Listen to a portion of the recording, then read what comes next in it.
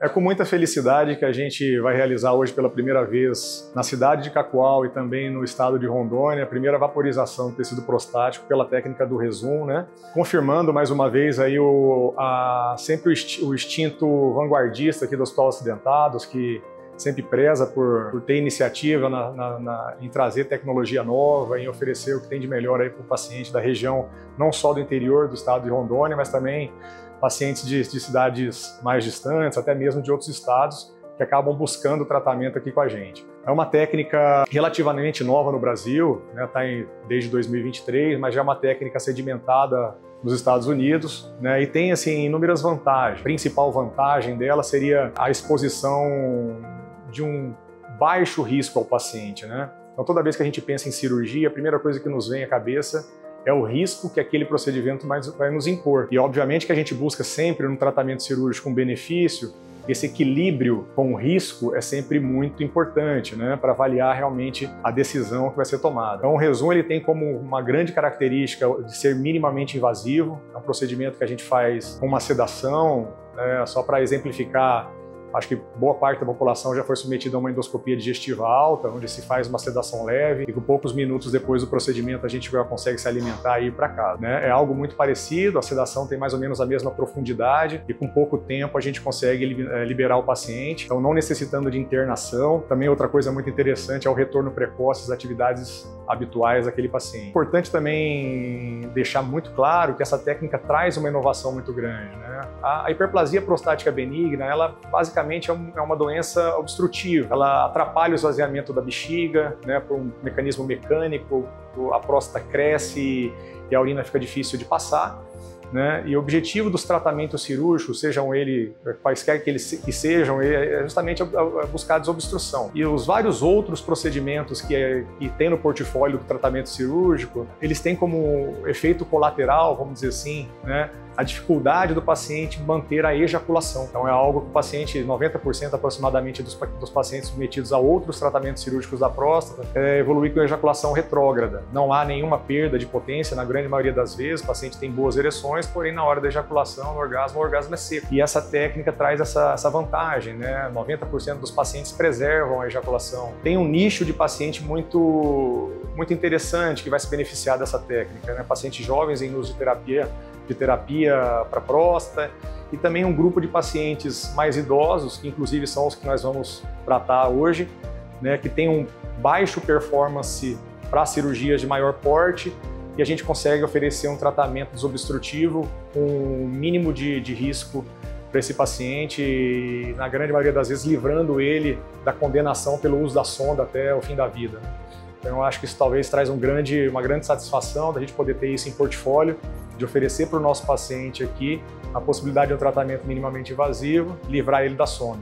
São os dois casos que nós temos hoje, pacientes de 85 anos, que apesar do tratamento combinado para a próstata, evoluíram para a sondagem e em sucesso na retirada da sonda. Então vamos lá, né? Que dê tudo certo, que seja um dia bom, agradável e que a gente consiga ser bem sucedido.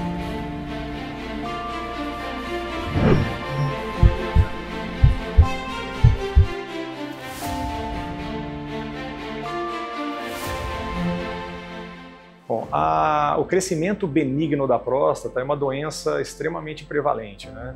E ela é uma doença que vai aumentando a incidência à medida que envelhecemos, né? Felizmente a população está cada vez com uma sobrevida maior, é natural que a incidência dessa doença também cresça.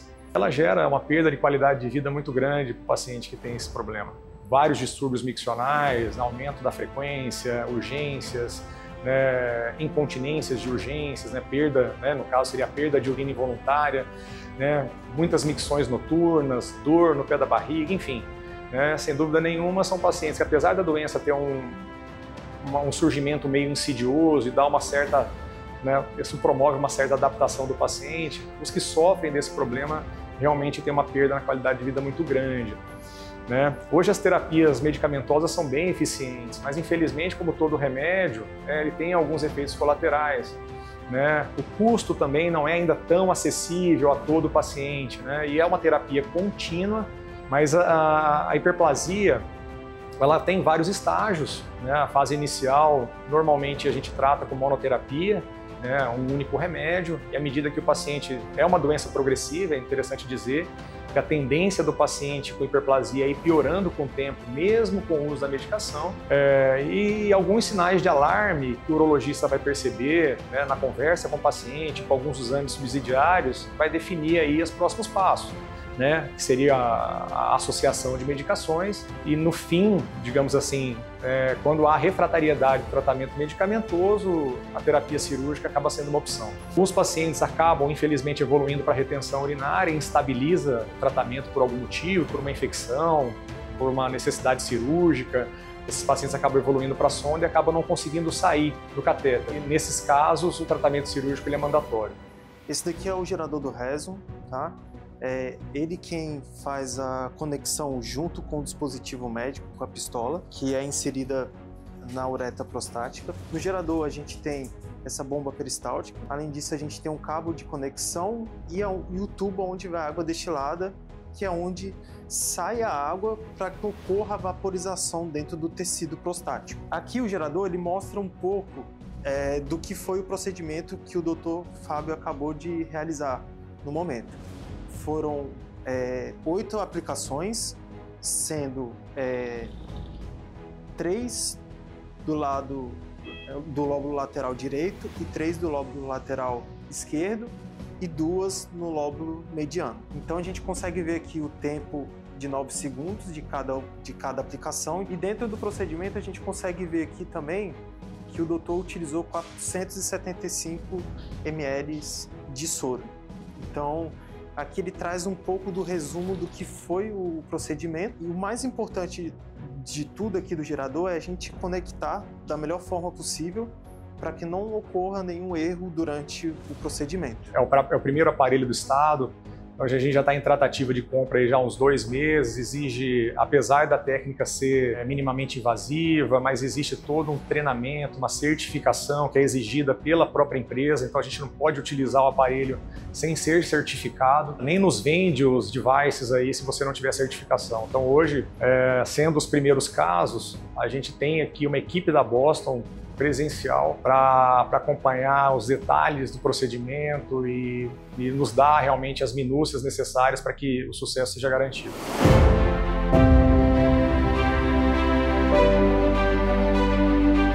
Acabamos de realizar o primeiro procedimento, um paciente de 85 anos, uma próstata aproximada de 40 gramas, com presença de lóbulo mediano, paciente sondado previamente, já em tratamento combinado para próstata e refratário ao tratamento. Felizmente a cirurgia transcorreu sem nenhuma intercorrência, ela iniciou por volta das 9h20 da manhã, momento pelo qual eu comecei a introdução do aparelho do paciente, finalizamos com a sondagem às 9h28, então foi aproximadamente 8 minutos de tratamento cirúrgico. A sequência agora seria muito semelhante, por exemplo, a um pós-endoscopia. Esse paciente vai para uma recuperação pós-sedação, pós-anestésia, espera ele ficar bem vigil, acordado, ele se alimenta já aqui, provavelmente daqui uns 20 minutinhos, ele já come alguma coisa, e a gente já tem condições aí com segurança de liberá-lo aí, talvez 1 hora após o procedimento, um pouco mais, dependendo do caso. Esse paciente ele vai protocolarmente com sonda para casa, e aí a gente tem um prazo para retirada que varia em torno de 5 a 7 dias, dependendo de cada caso.